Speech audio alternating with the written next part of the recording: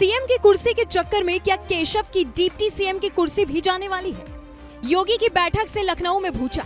1 घंटे तक नड्डा से केशव ने क्या की बात? मोदी शाह की एंट्री से पहले ही सुलझ गया सीएम का मुद्दा या पिक्चर अभी बाकी है? बिहार में एक कहावत है, चौबे चले थे छब्बे बनने, दूबे बनकर लौटे।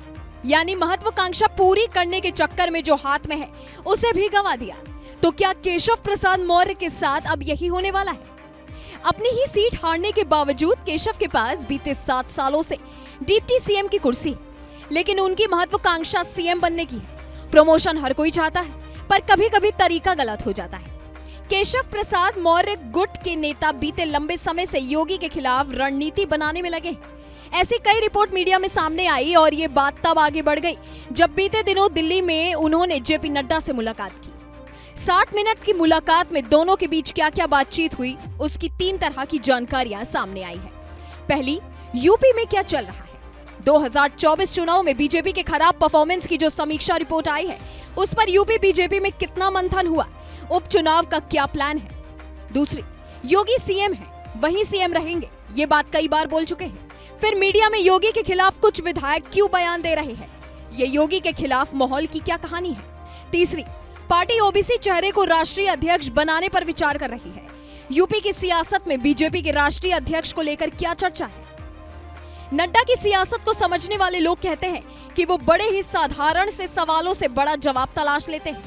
केशव प्रसाद मौर्य के साथ चूंकि यूपी बीजेपी के अध्यक्ष भूपेंद्र चौधरी भी मौजूद थे, इसलिए संगठन स्तर की बातचीत न हो ये संभव नहीं है। ये मीटिंग इसलिए भी अहम हो जाती है क्योंकि एक दिन पहले ही पार्टी की बैठक में मौर्य ने कहा था संगठन सरकार से बड़ा है, और दूसरे ही दिन नड्डा के पास पहुंच गए, जिसके बाद कई लोगों ने ये सवाल भी पूछा कि केशव खुद गए या फिर तलब किए गए। तलब किए जाने की संभावना इसलिए ज्यादा लगी क्योंकि मीटिंग के कुछ ही घंटे बाद ये जानकारी सामने आई कि पार्टी हाई कमान ने ये साफ कर दिया है कि 2027 का विधानसभा चुनाव योगी के नेतृत्व में ही लड़ा जाएगा। यानी केशव की तरह कुर्सी की चाह रखने वाले नेताओं को पार्टी अब ज्यादा एंटरटेन नहीं करने वाली। तो सवाल ये उठता है कि क्या केशव प्रसाद मौर्य की डिप्टी सीएम की कुर्सी भी जाने वाली है। योगी ने लखनऊ में जो मीटिंग में बुलाई उसमें उपचुनाव पर चर्चा होनी है। यूपी की 10 सीटों के लिए होने वाले उपचुनाव की तारीख अभी नहीं आई है, पर योगी ने पहले ही इन सभी सीटों के लिए प्रभारी तय कर दिए हैं।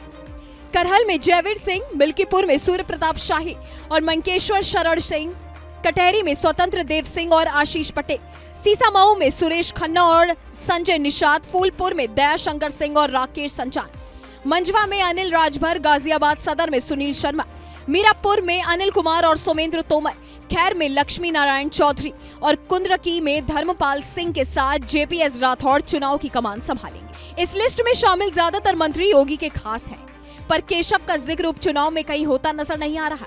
तो क्या ये संकेत है कि उनकी डिप्टी वाली कुर्सी जाने वाली है और फिर दिल्ली में बड़ी जिम्मेदारी मिलने वाली है? अगर ऐसा हुआ तो फिर केशव की जगह डिप्टी सीएम आपके हिसाब से किसे होना चाहिए?